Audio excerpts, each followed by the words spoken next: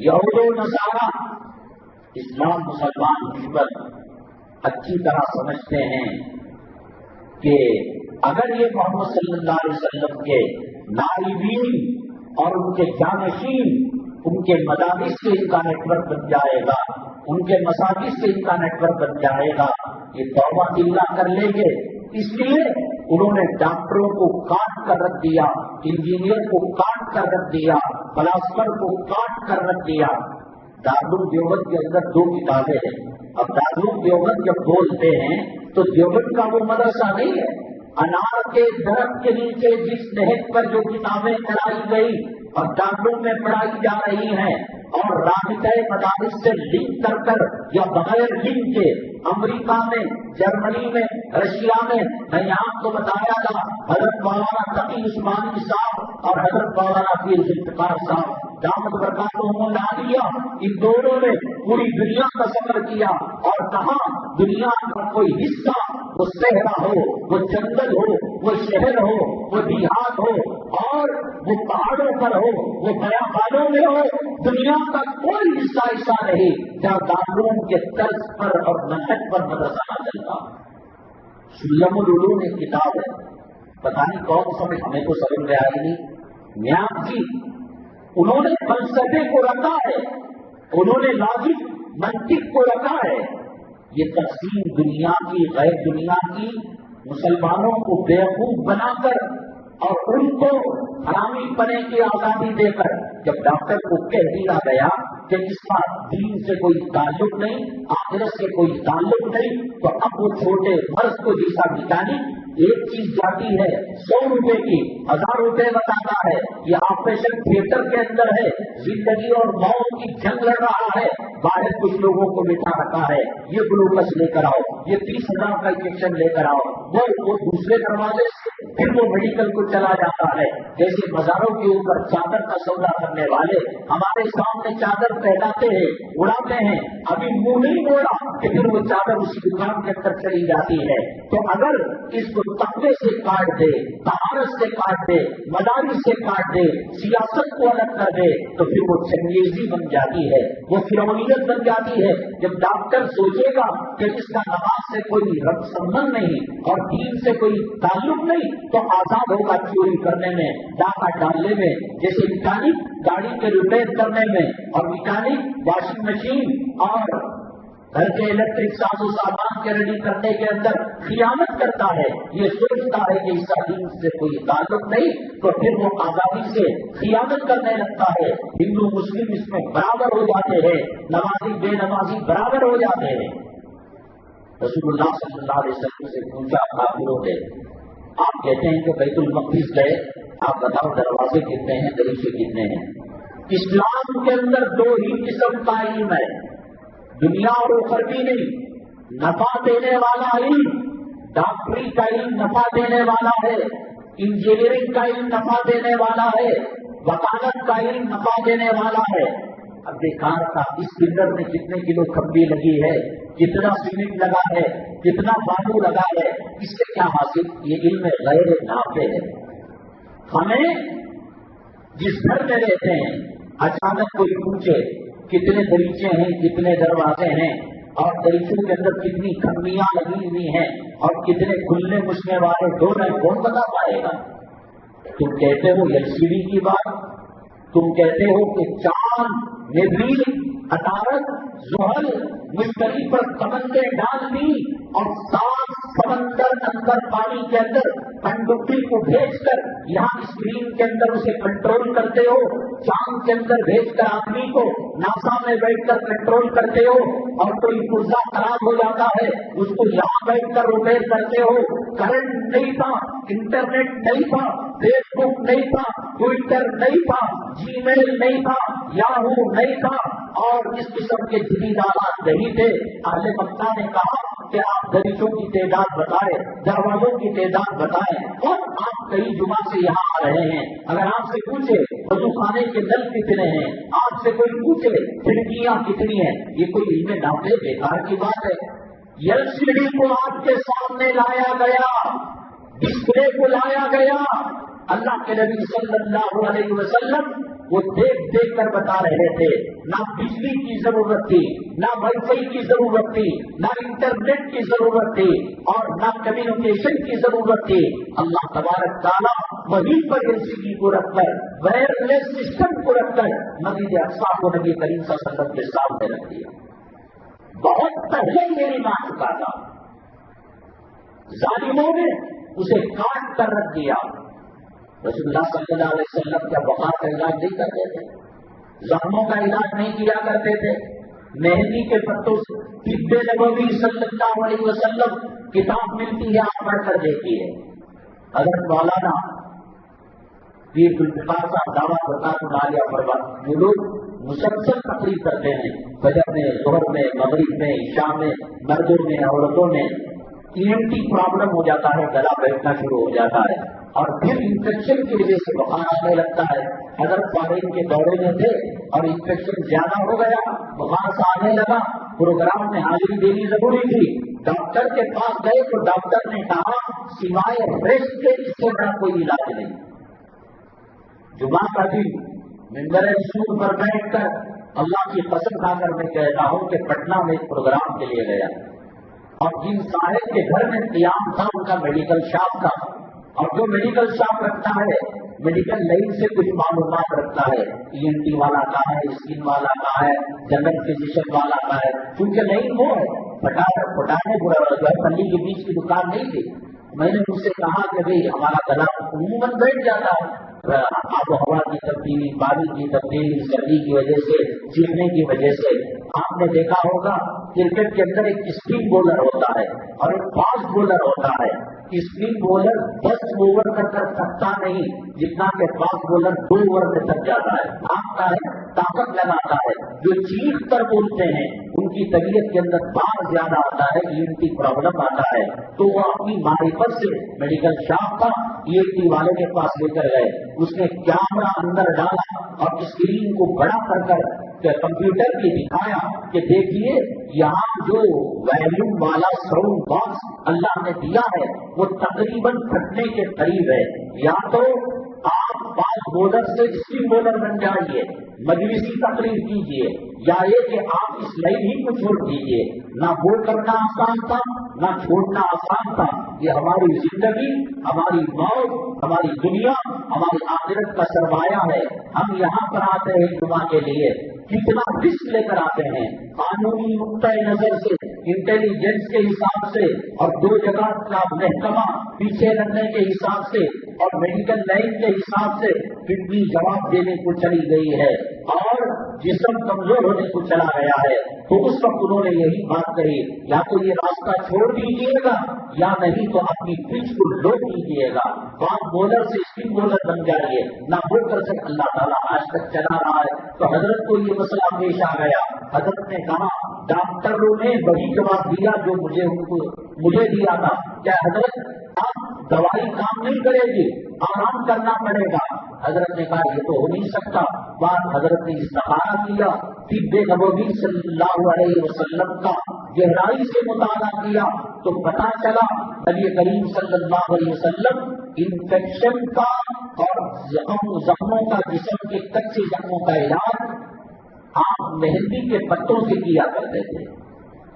اب زخم ہاتھ پر ہو، پیر پر ہو، اسے آدمی جو ہے پیس کر لگا لے، ناریل کے تیل میں یا زیتون کے تیل میں. یہ تو حلق کے اندر ENT کا ساؤنڈ باکس کا پرابلم ہے.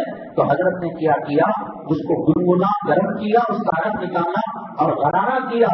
پھر فرماتے ہیں کہ جیسے نوجوان کی حالت ہوتی اللہ نے وہ حالت کر دی. ہر چیز اللہ نے رکھی ہے قرآن کے اندر، حدیث کے اندر. انہوں نے دنیا اور دین کو لا کر اللہ کے نبی صلی اللہ علیہ وسلم نے فرمایا اللہم انی اسألوک علما نافعا، اے اللہ میں نفع والا علم دیتا ہوں. ڈاکٹری کا علم بھی نفع والا ہے، انجینئرنگ کا علم بھی نفع والا ہے، کمپیوٹر کا علم بھی نفع والا ہے، سافٹ ویئر ہارڈ ویئر کا علم بھی نفع والا ہے. جو علم بیکار ہے، یہاں سے جرمنی کتنے گھنٹے میں ٹرین جاتی، کیا ضرورت ہے؟ یہاں وہاں سے وہاں پھٹو کہاں سستا ملتا ہے. یہ اللہ فانی اعوذ بک من علم لا ينفع، میں ایسے علم سے پناہ مانگتا ہوں جو علم نفع دینے والا تھا. اب ڈالر کی قیمت کیا ہے؟ بھائی تیری جیب کے اندر سموسا کھانے پیسہ دے، ریال کی قیمت پوچھ رہا ہے ڈالر، یہ علم غیر نافع ہے۔ اللہ کے نبی صلی اللہ علیہ وسلم نے ایسے علم سے پناہ مانگی ہے، اللہم انی اعوذ بک من علم لا ینفع، جو نفع دینے والا علم نہیں اس سے پناہ مانگی ہے۔ یہ مدارس، یہ مکان آج کل وہ جو شاہین ادارہ ہے بیدر کے اندر، ہم بھی مبارکبادی دیتے ہیں، 20 طلبا سے انہوں نے شروع کیا اسٹوڈنٹ سے، آج ہندوستان کے چپے چپے کے اندر، اڑیسہ کے اندر، بہار کے اندر، یو پی کے اندر، اتراکھنڈ کے اندر، جھارکھنڈ کے اندر اور دلی کے اندر انہوں نے 20,000 طلبا کو جوڑ لیا۔ اس مرتبہ کے نیٹ ایگزام کے اندر 4-5 علماء حفاظ بہت زیادہ انہوں نے نمبر لیے، اور اس کو پبلسٹی جو کی ایسا لگ رہا تھا کہ ان کے سینے کے قرآن کی کوئی عظمت نہیں ہے۔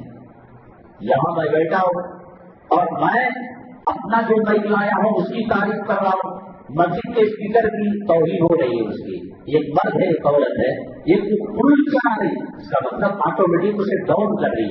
2 ہوٹل ہے، ایک ہوٹل کے کھانے کو چڑھا رہی، کیا کھانا صاف، کیا صفائی صاف، کیا وہاں کا مینٹیننس اور کہاں وہاں کی سروس، اس کا آٹومیٹک مطلب یہ کہ سامنے والا ہوٹل کام نہیں کر رہا ہے۔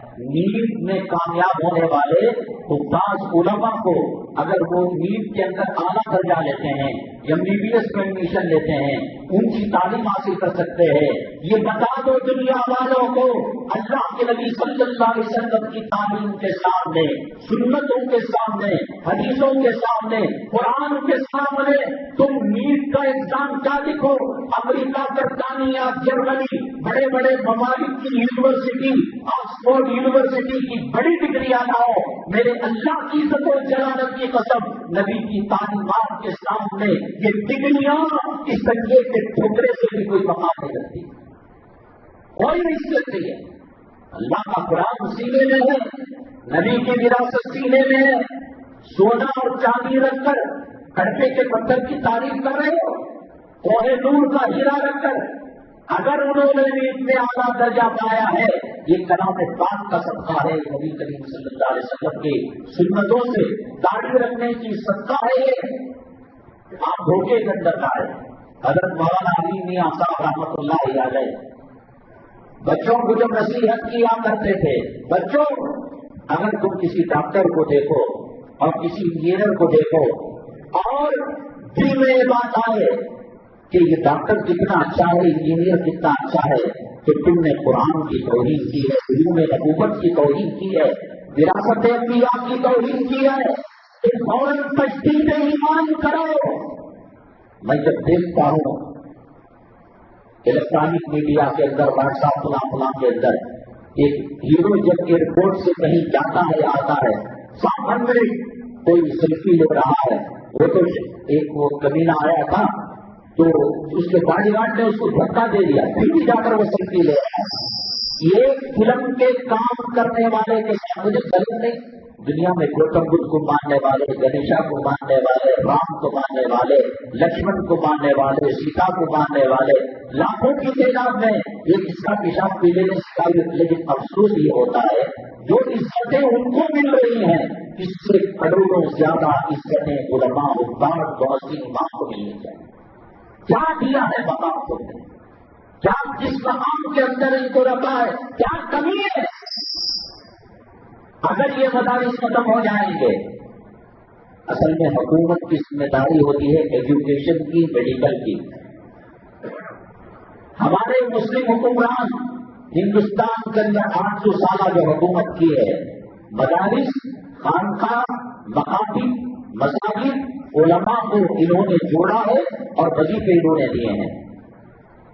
اورنگ آباد کے اندر وہ جو بڑی مسجد ہے، اورنگزیب عالمگیر رحمۃ اللہ علیہ نے جس کو تعمیر کیا، وہاں آج بھی ایک چکی ہے جو پانی سے چلتی ہے، اس کو پن چکی کہا جاتا ہے، اللہ نے نشانی رکھی ہے۔ وہ چکی کے اندر گیہوں ڈال کر آٹا پیسا جاتا تھا اور اسی مسجد کے احاطے میں کمرے تھے۔ عالمگیر رحمۃ اللہ علیہ دنیا کے بڑے بڑے علماء کو، ماہرین کو، فقہاء کو، مفتیان گرام کو ان کمروں کے اندر رکھ رکھا تھا۔ ان کی ڈیوٹی صرف یہ تھی کہ وہ فتاوا کو مرتب کرے، آج دنیا کے چپے چپے میں دارالفتہ کے اندر کسی کو مفتی بنایا جاتا ہے اور وہ کتاب پڑھائی جاتی ہے، اس کا نام ہے فتاوی عالمگیری۔ عالمگیر رحمۃ اللہ علیہ نے اس کو مرتب کروایا تھا علماء کے ذریعے سے۔ صرف دلی کے اندر 10,000 مکاتب و مدرسے تھے۔ آج مسلم پرسن اللہ کے ایک رکن نے کہا اللہ کرے وہ جھوٹا ہو جائے، خبر جھوٹی ہو جائے۔ ہندوستان کے اندر جب حالات نے کروٹ لی، مسلمان تباہی بربادی کی طرف جانے لگے، حکومت کی نگاہ میں اس کا مقام گر گیا، 6 لاکھ مرد عورت مرتد ہو گئے۔ یہ خبر کیوں؟ بچپن میں ماں باپ نے قرآن سے رشتہ نہیں جوڑا۔ ہندوستان کے اندر جو طرز تعلیم ہے کالجوں میں، یونیورسٹیوں میں اور اسکولوں کے اندر، لارڈ میکالے جو انگریز کا ماہر تعلیم تھا، جب ہندوستان آزاد ہوا انگریز ملک چھوڑ کر گیا، اس نے برطانیہ کی گولڈ میز کانفرنس کے اندر کہا کہ تمہیں مطمئن ہونا چاہیے، رونے، آنسو بہانے اور غمزدہ ہونے کی کوئی ضرورت نہیں ہے۔ ہندوستان اگرچہ جو ان کے قبضے میں چلا گیا ہے، لارڈ میکالے نے کہا میں نے ایسا تعلیمی سسٹم چھوڑ کر آیا ہوں، مسلمان نام کا بشیر بھائی، نام کا نذیر بھائی، غفور بھائی، حسین بھائی، اور اندر سے 1 نمبر کا پکا انگریز بنا کر آیا ہوں۔ اب وہی ڈر ہو رہا ہے۔ مدارس جب ہندوستان کے اندر انگریز تھا تو مدارس کے اندر اس نے فورس کیا کہ اصلی تعلیم کو رکھو اور اصلی تعلیم کے اندر بائبل کو پڑھایا جائے۔ خدا نہ کرے اگر مدارس والوں نے قبول کر لیا کہ انگریزی تعلیم، یونیورسٹی کی تعلیم، پرائمری کی تعلیم ہم مولویوں کو دیں گے، ہم حفاظ کو دیں گے، گیتا پڑھایا جائے گا، یوگا کرایا جائے گا، سوریہ نمسکار کرایا جائے گا، وندے ماترم پڑھایا جائے گا، اور کہا جائے گا کہ سنسکرت تم کو نہیں آتی، تم اسکول اپنی رکھو، اسٹوڈنٹ اپنے رکھو، ٹیچر ہم بھیجیں گے اور لیڈیز ٹیچر کو بھیجیں گے۔ مدرسے کے ماحول کے اندر آگ اور پیٹرول جب ایک جگہ جمع ہوں گے، کیا آگ پیٹرول کو معاف کرے گی؟ کیا پیٹرول آگ کو معاف کرے گا؟ وہی ہوگا جو آج کالجوں کے اندر ہو رہا ہے۔ اسٹوڈنٹ لیڈیز لیکچرار پروفیسر کو لے کر بھاگ رہا ہے اور لیڈیز پروفیسر اسٹوڈنٹ کے نطفے سے، حرام کے نطفے سے اپنے پیٹ کے اندر ناجائز حرام کے نطفے کو پال رہی ہے۔ مدارس کا تقدس، مدارس کی روحانیت، مدارس کی نورانیت، یہ مدارس کا جو سلسلہ نسب صوفے سے جا کر ملتا ہے، دار ارقم سے جا کر ملتا ہے، نبی کریم صلی اللہ علیہ وسلم کے صحابہ کے علوم سے جا کر ملتا ہے، یہ کارڈ دینا چاہ رہے ہیں۔ یہ کہیں گے کہ تم اگر اصلی تعلیم، یونیورسٹیوں کی تعلیم رکھ رہے ہو تو پھر ایگزام ہمارے بورڈ کا دو گے۔ ہمارے بورڈ کا ایگزام دینے کے لیے ہمارا نصاب کو پڑھانا پڑے گا۔ ایک طرف دارالحدیث میں قال رسول اللہ صلی اللہ علیہ وسلم پڑھایا جائے گا اور دوسری طرف اسکول اور مدرسے کی جماعت ثانی میں، جماعت ثانی صوبوں کے اندر وہ گیتا کا پاٹ پڑھایا جائے گا۔ یہ وقت آنے والا ہے، ان کو معلوم ہے مکاتب مدارس کے رشتے کو ختم کر دیا جائے، ان کا وجود ختم ہو جائے گا، داڑھی رہے گی، اذان رہے گی، روح بلالی نہیں رہے گی، مومن رہے گا، ایمان کا شیوا نہیں رہے گا، مسلمان رہے گا، اسلام کی حلاوت نہیں رہے گی۔ وہ کوششیں ہو رہی ہیں اور ان کے اندر 6 لسانی منصوبہ ہے، 3 زبانوں کا، سنسکرت، ہندی اور انگلش۔ اردو کو انہوں نے نکال دیا ہے۔ یہ جو ریلوے اسٹیشنوں کے اندر یہ 5 جگہ جو ہے دلی اور اتر پردیش کے اندر آپ کو جو اردو کے بورڈ نظر آ رہے ہیں، بہت جلد گدھے کے سر سے سینگ جیسے غائب ہو گئے، یہ غائب ہو جائیں گے۔ ان کو معلوم ہے کہ بادشاہوں کے دور حکومت کے اندر ان کے علم کا سرمایہ، ان کی قرآن کی تفسیریں، ان کی حدیث کی تفسیریں، ان کی سیرت کی کتابیں، ان کی تاریخ اسلام اور ہسٹری کی کتابیں سب فارسی میں ہیں۔ تو اس زمانے میں فارسی کو ختم کیا۔ جب ہمارے علماء نے دیکھا کہ فارسی کے اندر مواد اسلامی ختم ہو رہا ہے، اردو میں ٹرانسفر کیا، اب انہوں نے جو بیسک منصوبہ بنا کر اسکولوں کا، کالجوں کا، اور پہلے یہ تھا کہ پرائمری تک موجودہ ریاستی حکومت برداشت کرتی تھی اور اس کے بعد ہائر پرائمری کے لیے سینٹرل حکومت کنٹرول کرتی تھی، اب بیبی سٹنگ ہی سے سینٹرل گورنمنٹ جو ہے قبضہ کرنے لگی اور اردو کے پارٹ کو نکال دیا۔ تو جب اردو نہیں سیکھیں گے بچے، کلام پاک کی تفسیر جو اردو کے ہزاروں کتابوں میں ہے اور رسول اللہ صلی اللہ علیہ وسلم کی سیرت لاکھوں کتابوں میں ہے، یہ کاٹنا چاہتے ہیں، اس رشتے کو ختم کرنا چاہتے ہیں۔ مسلمانوں، ایمان اور اسلام اور کلمے کے بغیر ہمارے لیے کوئی بھی نہیں رکھا ہے۔ وَكُنْتُمْ عَلَىٰ شَفَا حُفْرَةٍ مِّنَ النَّارِ، جسے اللہ نے کہا کہ جہنم کے کنارے میں ہو، آج کا مسلمان اسلام اور کفر کی پل صراط پر ہے۔ آج علماء کا دامن نہیں پکڑے گا، آج مساجد سے رشتہ مضبوط نہیں کرے گا، آج اپنے بچوں کو دینی تعلیم نہیں دے گا۔ خدا کی قسم، دلی کے چپے چپے میں 10,000 مدرسے تھے، 10,000 مدرسے۔ ایک چھوٹی دلی، نیو دلی تو اب بنا ہے، جو اولڈ دلی ہے، نظام الدین اسٹیشن ہے، پرانی دلی ہے، پہلے دلی ہی اتنی ہوا کرتی تھی۔ بنگلور کتنا تھا، چھوٹا سا تھا، ایکسٹینشن کرتے کرتے یلنکا تک اور ادھر پٹالا پور تک اور ادھر جو ہے کنک پور تک بڑھ گیا نا، تو وہ بھی دلی بھی بڑھ گئی۔ اس چھوٹے سے شہر نما دلی کے اندر 10,000 مدرسے جس کو حکومت چلایا کرتی تھی۔ حضرت شاہ ولی اللہ بہادر جلیل رحمۃ اللہ علیہ فرماتے ہیں کہ مکاتب کے ختم ہونے کے بعد دلی میں وہ برا وقت بھی دیکھنے کو ملا کہ جب کسی کو سلام کرنا نہیں آتا، پردہ کیا ہے نہیں جانتے، داڑھی کیا ہے نہیں جانتے۔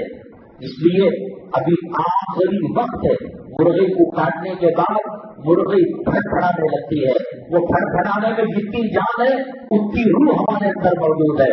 توبہ کر لو، اللہ کے دربار سے رجوع ہو جاؤ، کلام پاک کی طرف واپس آ جاؤ، ورنہ مر کر تو سب کو قبر کے اندر جانا ہے۔ اور غازی مستعد رحمۃ اللہ علیہ کے ہاتھ پر اس نے جو توبہ کی، اس کے آنکھوں دیکھا حال بتا دیا کہ مسلمانوں اس زمانے میں 999 سینے اور چہرے قبر سے گرے ہوئے تھے، قبلے سے گرے ہوئے تھے، اور موجودہ سیلاب نے پاکستان کے قبرستان کی صورتحال بتا دی کہ ہزاروں قبریں اکڑی، صرف 2 قبروں کے اندر قبروں کو پایا گیا۔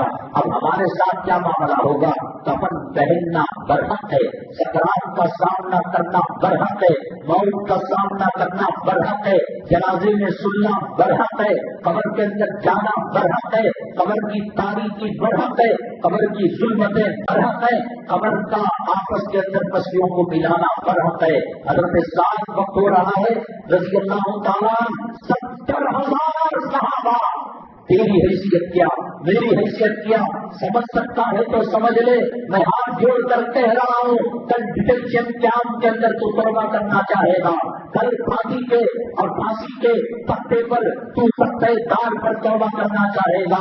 فرعون بھی توبہ کرنا چاہا، اللہ نے کہا آل وقت عصیت قبل وكنت من المفسدين، اب تیری توبہ قبول نہیں، اس سے پہلے سدھر جاؤ، اس کے پہلے سدھر جاؤ۔ 70,000 صحابہ حضرت سعد رضی اللہ تعالیٰ عنہ کی نماز جنازہ پڑھنے گیا ہے۔ ہماری نماز جنازہ داڑھی مڈا سالہ پڑے گا، داڑھی مڈا حرام خور سالو پڑے گا، یا راستے سود خور ماٹی کیش کو گھر دینے دلانے والے، دن رات گندی فلمیں دیکھنے والے ہماری نماز جنازہ پر آمین کہیں گے، تکبیرات کے لیے ہاتھ اٹھائیں گے۔